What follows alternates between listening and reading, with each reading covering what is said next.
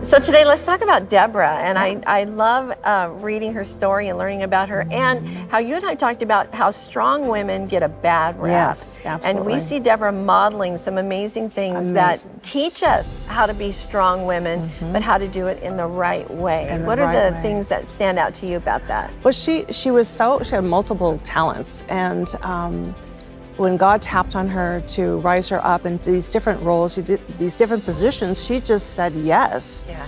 And she had enough, two things. She had enough self-confidence to say, I'm equipped, he's equipped me to do that. Right. And he's going to help me do that. Right. And so she really felt like saying yes became not a scary thing.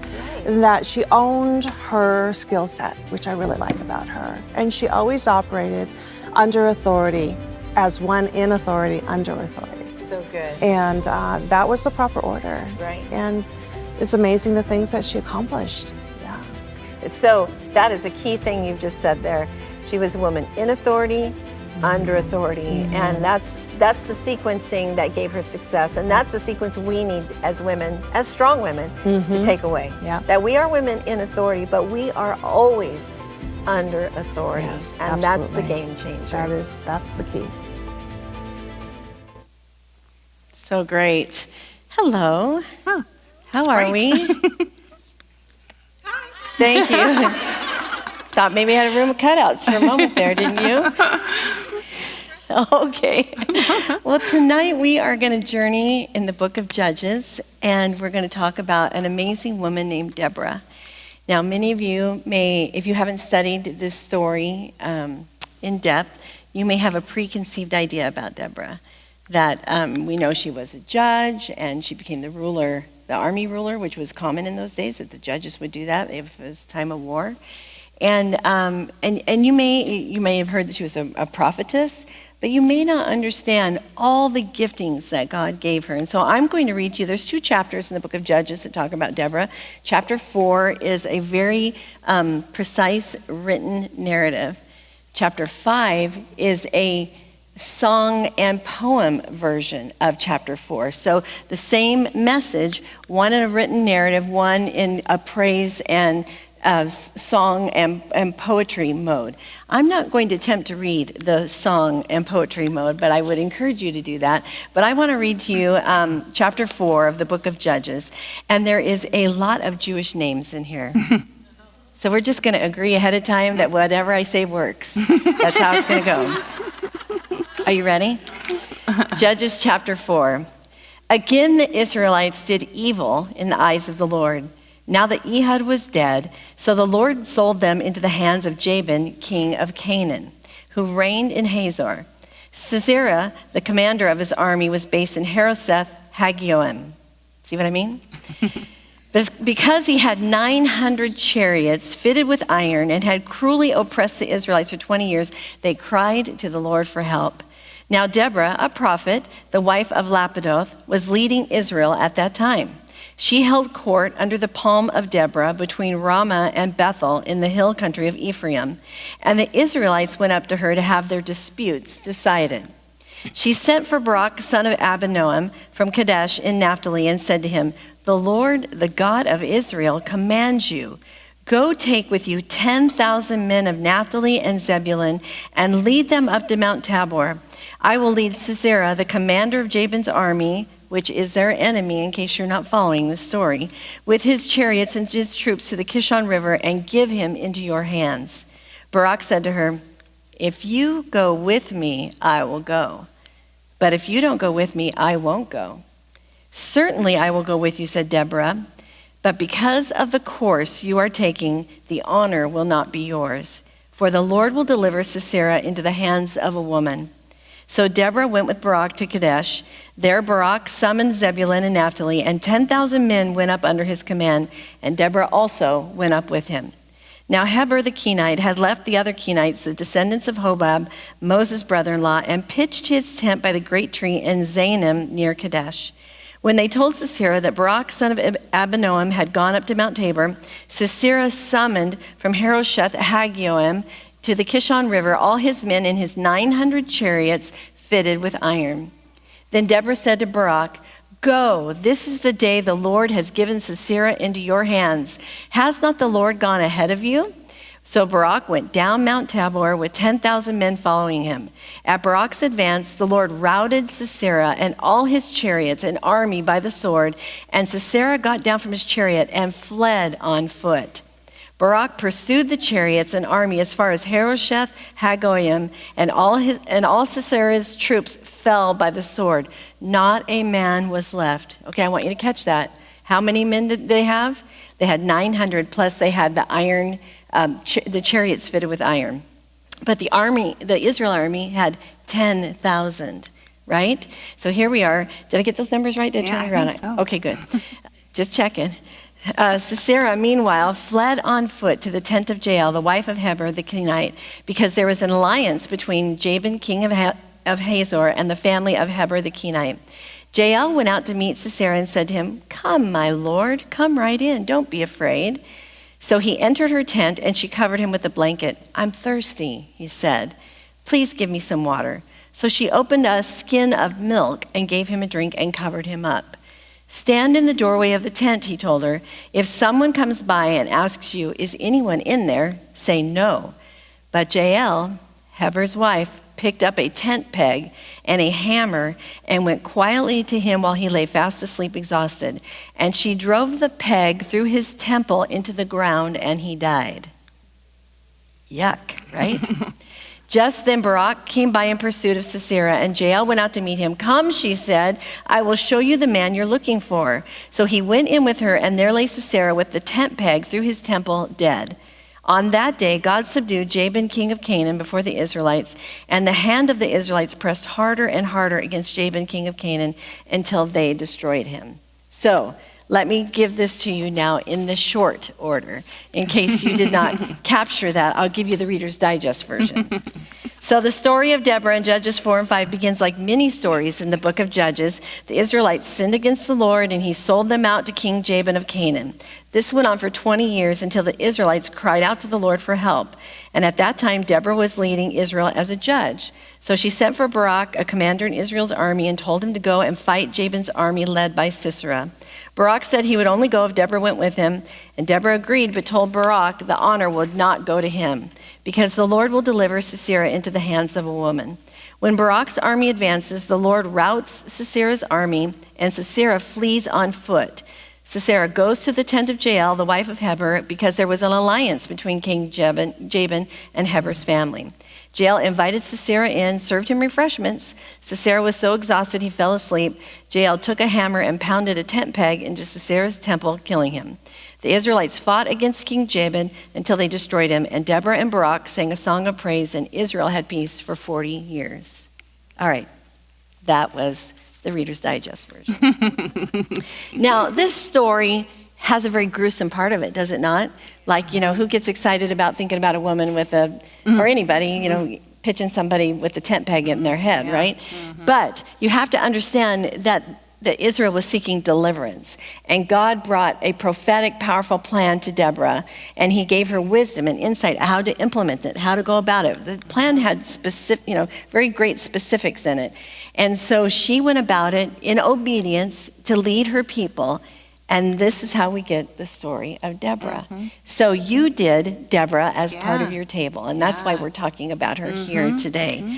So when we always pick 2 words each week to focus on each of these biblical women. And tonight about Deborah, we want to talk about how she was a woman of strength and trust. Yeah. Those are the 2 characteristics we really want to focus in on Deborah, strength and trust. Mm-hmm. So when you were working on all this, tell me about what was your insights and what was deposited in your heart about Deborah. Well, I'm going to get to strength and trust, but go ahead. She had so many gifts, and not only was she strong and had trust in the Lord, but she was skilled in many languages. She was very intelligent. She had wisdom, and it was almost like divine knowledge that God was blessing her with. She was I say prophet, but prophetess is probably the right way to say it. She was a good communicator. She spoke very clearly and boldly in some cases. And as far as strength and trust for her, and we'll go on about other gifts of Deborah. Yeah. This is just the tip of the iceberg. Yeah, She's true. quite a dynamic person. But for her, strength and trust were like tied together. She was only as strong as she trusted in the Lord. And she was very confident, but she wasn't confident just merely in herself, her own abilities. She was confident in God's strength. She knew that with God's strength, well, I can do anything. Right. If you didn't write that down, you should. Say it again about strength and trust. What did you say? Oh, she is as strong as she is. Okay, I'll say it right. She is as strong as her trust is in the Lord. That's a powerful. That's a powerful thought right there. Yeah. Yeah. Good. I didn't mean to interrupt you. That's Sorry. okay. Yeah. Yeah, so that's where her strength lied, Yeah. with God's power and provision. And he had a plan, Yeah. and she was right on it. I think part of her role as a prophetess is that she's always hearing what God is telling her. She's in a state of readiness, and she's listening all the time. So when she speaks to Barak and said, go now. He told her like that, and she was like that. Yeah. You know, that's the way she operated, was that in the ears, take action. Right. And she knew she could trust in the Lord. Yeah. Yeah. So good. Okay, let's talk about her many giftings, her many titles. Yeah. Right? So off the top, we see her, first of all, obviously as a judge, the prophetess, but she's also a mother and a wife. And I know there's many more. You have the list. What else is there? Well, let's see. We'll just have to chip Get- away at them. Yeah, chip away at the list. Getting back to her many gifts, and as we continue, I want to just point this out, and that is that she took ownership of her gifts. She owned them. They were hers, and she knew that God gave them to her, but she didn't shy away from her gifts, and she didn't shy away from using them. And I just think that's admirable. I think in this day and age, some of us I think I can do that. I know I can do that, but I'm not stepping out to do that. And I think that she's a good role model for owning the gifts that God gives you. I think she's helped you step into your gifts. Oh, probably. And now I know what to write her back about. Okay, there we go. I just gave her a good cue. Okay. But obedience, that's Yeah. one of the ones that I had high on my list, was that she had a fearless obedience to Right. God. Yeah. And we see this a couple of times where God raised her up and she followed God. God went before her and she followed God. Her fearless obedience was in her following. And that's how they worked together. Right. And she had a lot of experience with working with God in this way. And it really benefited many people besides herself. Right. She was just the leader of Israel. So good. Benefited all of them as well. Right. As a good leader does. As a if you're good leader leading does, properly, the yeah. people under you are blessed. Yeah. And if you're not, then the people under you suffer. Right. And so it's important who your But, leaders are. she answered the call no matter what the call was. Yeah. I think her posture, if she had a switch, it was always on yes. And that was her natural posture. That I'm set to yes, tell me what to do. So good. Yeah, she's just pretty cool that way. I love that. I love that.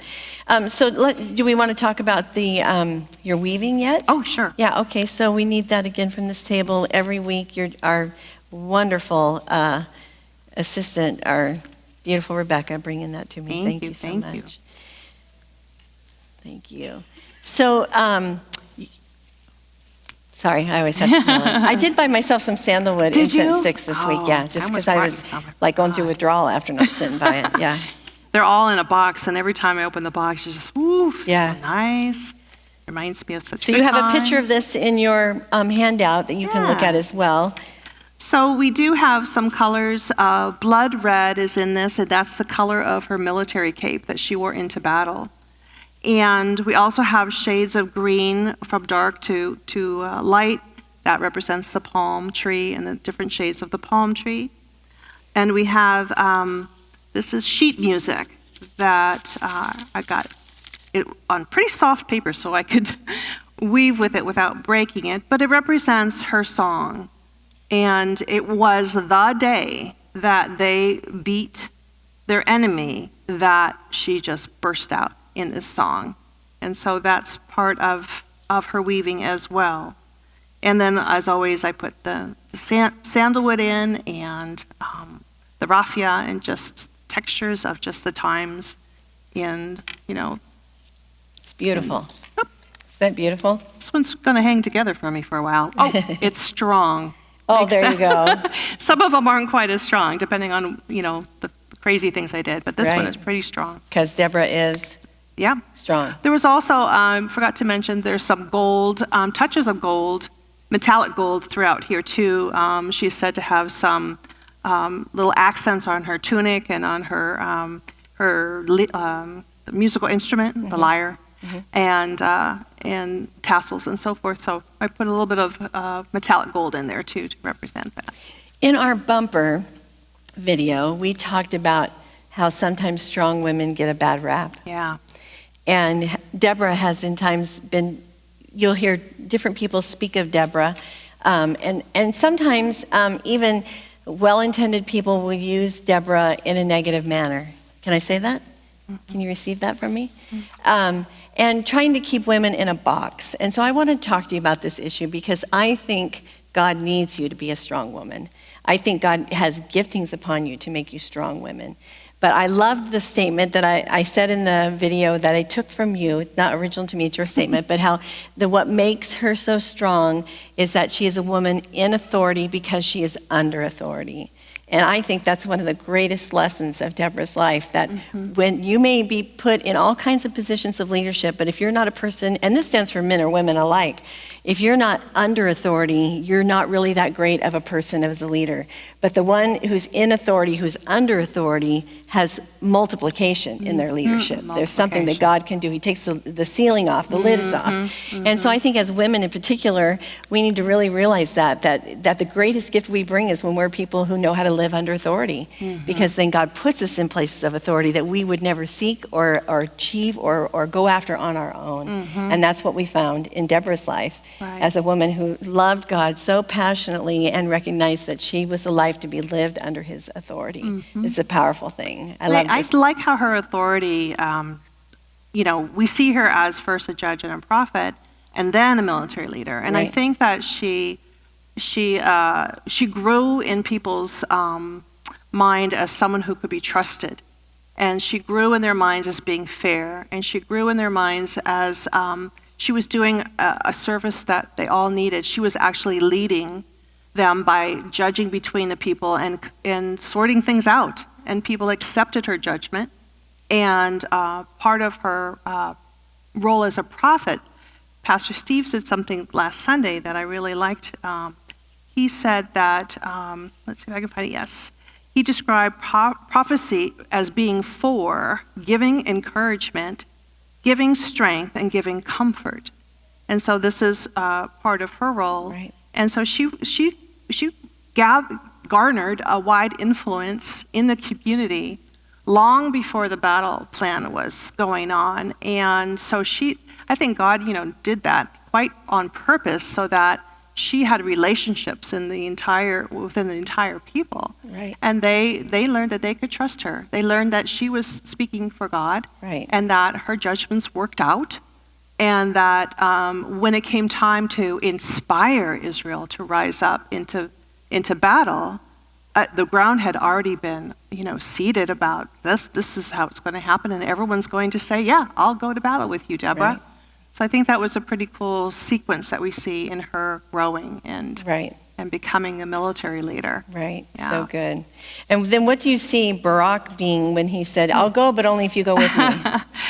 I wrote myself this question: what is wrong with Barak? Why did he? And I thought, well, he was probably just afraid, Sure. And it wasn't like the women were uprising against the rule of law in that time. It wasn't like God was like, they weren't taking the initiative without God. Right. But just the men were not stepping up. Right. And I think he was afraid. What do you think? I think when somebody else hears the word of the Lord for you, and then it comes to you, sometimes you have a response, well, if God wants me to know that, he'll tell it to me, And I think that I've since heard it that was before. Deborah, and nothing against her, but I mean, when you're taking that many people into war, it's like you got to know that you know that you know. And Yeah. I don't know that he knew yet. Yeah, yeah. And so maybe that was a test of even, I don't know. Well, if you'll go with me, then I'll go. Yeah. You know, it's And not, she went without any excuses. without any hesitation. She went like, he calls me, I go, you Yeah. know. And he was like, well, I have qualifiers on this request. Right, exactly. But she never had that Yeah. kind of reaction. She was Right. just like, you got it. Okay, did you have any more you want to say about strength and trust? I don't want to cut you short on that. Nope. Not about strength and trust. Okay, but all right. Other things. Okay, I want to hear what the rest of you have to say before I go into this other Okay. teaching time. I liked that she was unique as a leader, that she never sent someone to go do something that she wouldn't go do herself. That's good. And that she led by example. And I think that's a really powerful way to lead. And so it makes her, even among possible men leaders of the times, I think it was still unique. Yeah. So I admired that about her. She was confident, but she was still humble. Brave. Yeah. She was so brave. But what I liked about it is that there was blessing in the bravery of Deborah for everybody. So it wasn't just bravery to be brave and to do what God asked her, but actually there was blessing in her bravery for all of Israel. And I just really admire that that God did it that way. And she was like, you know, raise me up and I can do that. Right, and then they had a couple decades of peace Yeah. because of that. Right. Yeah. They had a long time of peace Right. because of it. Right. The other thing that, I'm going to switch subjects. Yeah. Praise. Yeah. I love that she was referred to as the worshiping warrior. I want to be called that. I want to be called a worshiping warrior. Lene right? wants to be on the worship team, Carrie. She wants to be a worshiping warrior. 2 weeks in a row. There you go. Oh dear. Oh dear. I take those back. But her praise was swift and just spontaneous. And it also proved her unique talent as a songwriter. Right. So Right. that was kind of cool. But to be a worshiping warrior, that she can be a serious military leader and a serious soldier, and she can still be worshiping. I love that. She can, she's the original, I can bring home the bacon and fry it up in a pan woman right here, right? Yeah. She had, Yeah. she could put the military hat on, the judge hat on, the prophetess hat on, the mom Yeah. hat on, the Yeah. wife hat on, the songwriter hat on. Right. Right. Yeah, I mean, she really had just a deep bucket of gifts that Yeah. God used in a She miraculous sure did. way. She sure did. Yeah. She's like, I would want to know her. You know, if she was at the church, I'm like, I need to get to know Deborah. And on the flip side of that, in our culture, she's the kind of woman that would have a lot of people to hate her just because of that. Because she's strong, because she was gifted, and because she stepped up and let the Lord use her gift. She didn't position or hunger for position, but God put her in position. And we're taught not really to cheer one another on as women, and I think she'd get backlash in today's world from other women, and we should be frontline cheering her on. Yes, we absolutely should. And standing alongside as a friend and shoulder being to with somebody. shoulder, following Yeah, her, but it's also standing up for her. so good. Okay, last thing. What do you Okay. have? Did you want to do your? Yeah. Okay, do it. There's a verse in her song that I really like, and it says, "Life in the city ceased, life in Israel ceased, then until I, Deborah, was risen up to be, not to be, I don't want to say that wrong yet, as a mother in Israel. I was raised up as a mother in Israel." And I looked at that and I said, what does that mean exactly, as a mother in Israel? Just a random mother in Israel? But when I started digging into it, it was to care for Israel as if you would care for your children. To instruct them, to teach them, to inspire them, encourage them, to protect and defend them. And in all ways, do this with care and affection. So that really pulled all my mother and grandmother strings real hard, my heartstrings. Right. But I just love that about her. And I love the way, it's just so her to say it that way, until I, Deborah, rose, a mother in Israel. And I think that's pretty cool. I love that. Yeah. I love that. Well, we know that Deborah was the only female judge in the history of Israel. It's a pretty profound thing. And I want to just talk to you about a couple points that I want to remind you of as we talk about Deborah. And the first one I just mentioned a minute ago, but it's on my list here, about how she learned the importance of being a woman in authority because she was under authority. And I cannot emphasize that enough. I think that is a significant thing that we learn from her. And I just wrote here, this is a principle that will carry you a long way in life. When you're a woman who's recognized as a leader or as a place or position opens up to you, the last thing you want to do is enter into it because you think you deserve it. You walk in obedience because God calls you into it, and above all things, you are a woman under God's authority. What Deborah knew was that it all depended on God. It was His word, His way, His timing, and His deliverance, every piece of it. Her office was under the palm of Deborah between Ramah and Bethel. She had a beautiful corner window view, her office, sitting up on a hill, outdoor. It was positioned in such a way that it made it easy for people to hear what her decisions were, what the debates were, as people would come and bring their grievances. The view was clear, the sound was good, and it was the palm tree then, because of this, becomes a symbol of justice to us. It provided an open, neutral place to mediate where everyone could hear her. And then I talked to you about the difference between Judges chapter 4 and Judges chapter 5, how they are parallel stories, one as a written narrative and one as a song. And then following this is when Israel had stability and had peace for 40 years, which is twice as long as it did in any other period during the judges' reign. And that's interesting to know. The second thing I want to remind you is that Deborah had many titles, but only one calling. Deborah was both a prophetess and a judge or leader for the people. We see her as a prophet, leader, judge, wife, mother, but in addition to those titles, she walked with wisdom, discernment, understanding the hearts of men and women and children. She trusted in God, having to balance many roles, but under all these titles was just one calling: to worship and obey. That was the thrust of who she was. And the ancient judge in these times was also a ruler or a rescuer or a deliverer for the people from their enemies. And so this role went well beyond just settling disagreements. And what they do really was a gift and a calling from God. They delivered their people. That's what these judges did. They were, this was before Jesus, right? So they were, in that moment, the deliverer of their people. So God reveals her to summon Barak to lead the people out from the oppressive hand of Jabin. And we see his response in a lot of ways. I would look at it and say it was a lack of faith in this word from God. I mean, it's hard not to see it that way. When he said, if you go with me, I will go, but if you don't go with me, I won't go. So he wavers, Barak wavers. And he hears the command of God, but he's willing to disobey if Deborah does not go with him. So Deborah replies in Judges 4:9 that she will go with him, but because of the way he responded, she says this: the honor will not be yours, for the Lord will hand Sisera over to a woman. A woman will be the one to deliver Israel and to give them peace and rest. Now, many times we stop right there and we think she's talking about herself. But we're going to bounce back later and remember a woman named Jael. So I want you to remember that as we go forward. Deborah went with him. So what do you think Deborah must be feeling at this moment? She goes into battle with 10,000 men.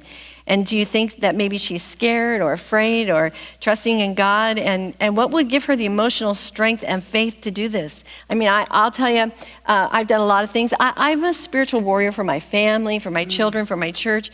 But you probably wouldn't see me in a military outfit. Do you think of me that way? Probably not, right? You know, I probably would not be on the front line of, that kind of a battle. I don't see myself. I mean, I guess if I had to, but whatever, you know what I'm saying. But here we are. Deborah is there and leading the charge. In fact, it's her words that say go. Yeah. She gives a command to go. Yep. Yep. And so we look at this and we wonder, what it is. But like Lene said earlier, her strength would come from God. In Judges chapter 5, verse 2 and 3, it says that she praises God and says that the people willingly volunteered themselves to serve with God. And then she sings to the Lord.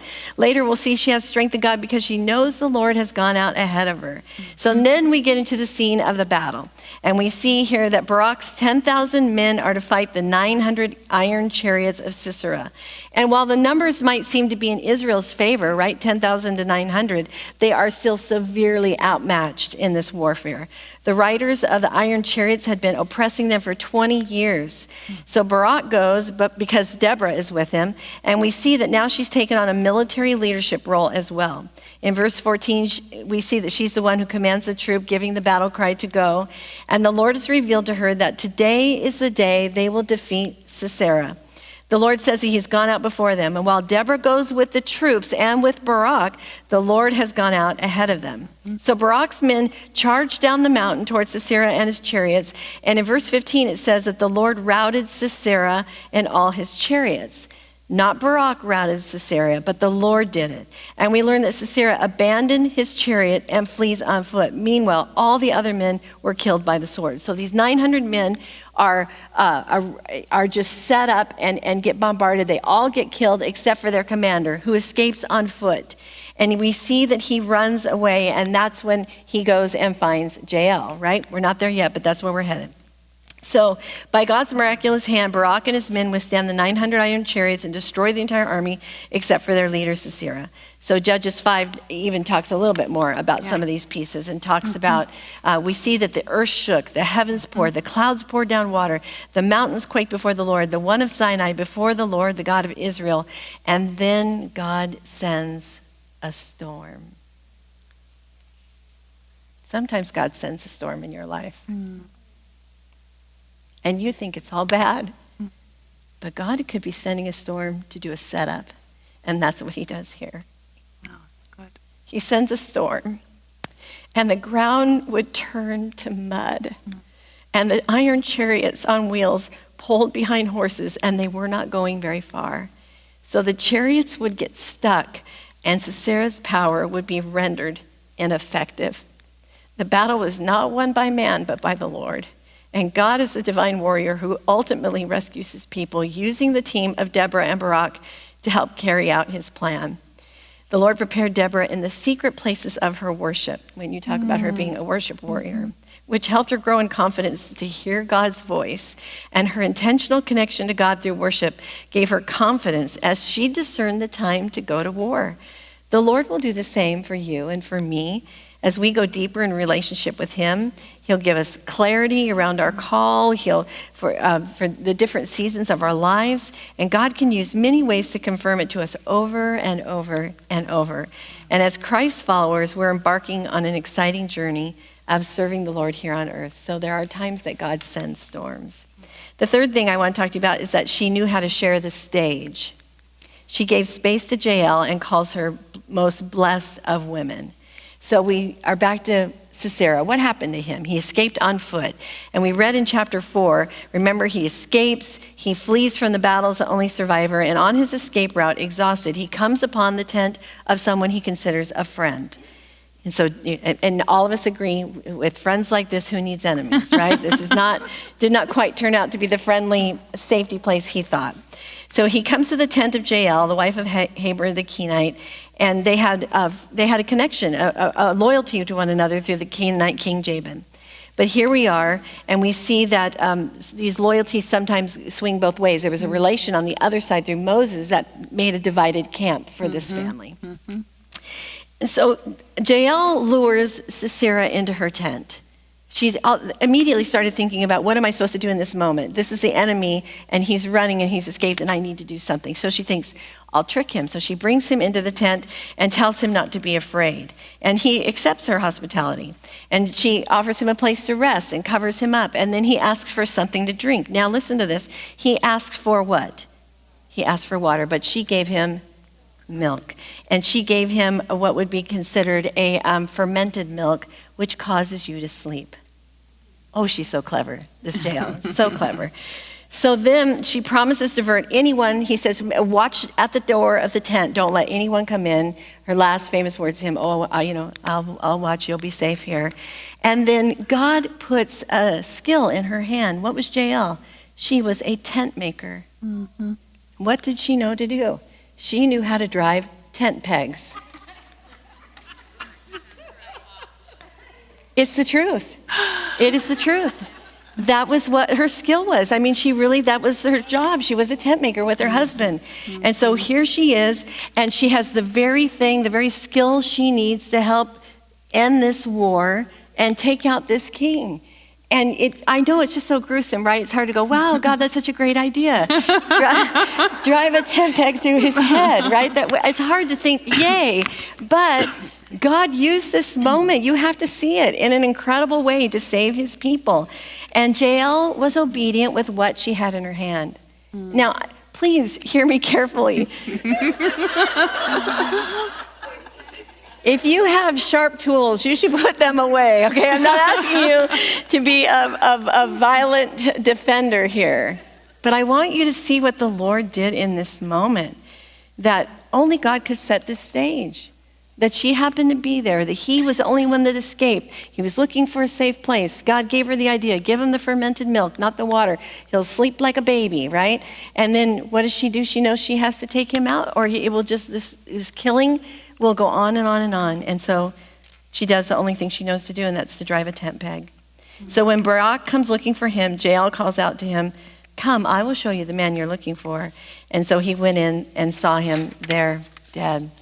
And so what is Deborah's response about Jael? Listen to this. This is out of chapter 5, verse 24. Most blessed of women be Jael, the wife of Heber the Kenite, most blessed of tent-dwelling women. He asked for water, and she gave him milk. In a bowl fit for nobles, she brought him curdled milk. Her hand reached for the tent peg, her right hand for the workman's hammer. She struck Sisera, she crushed his head, she shattered and pierced his temple. At her feet he sank, he fell, there he lay. At her feet he sank, he fell, where he sank, there he fell dead. She liked that part of the song, I think, because she repeated it a little bit. Round 2, round 3. It was a chorus. It was a chorus, right? Okay, but here is what Deborah is saying. Remember, what did she say to Barak? This is going to be, it's not going to be your credit, because it's going to be handed into a woman's hand, right? The victory will be in a woman's hand. And she wasn't talking about herself. She was talking about Jael. Yeah. And you and I have opportunity to lift up other women as well. Mm-hmm. You know, you can't always take all the glory for you. It doesn't always have to be your idea, even when it is. It doesn't. Mm-hmm. And Deborah more than gladly shared the victory and the attention and the focus with Jael. So Deborah's story would not be complete without acknowledging Jael, another woman who stepped up literally to stake her claim in history. Jael.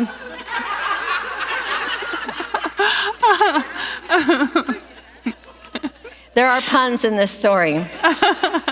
Jael was in the right place at the right time and did what she knew she had to do. And Deborah called Jael most blessed of tent-dwelling women.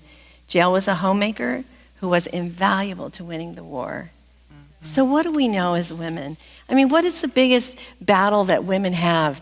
I'm just a stay-at-home mom, right? Or whatever it is. Or maybe I don't have children yet. We measure ourselves by our inadequacies. We measure ourselves by the things that we don't have.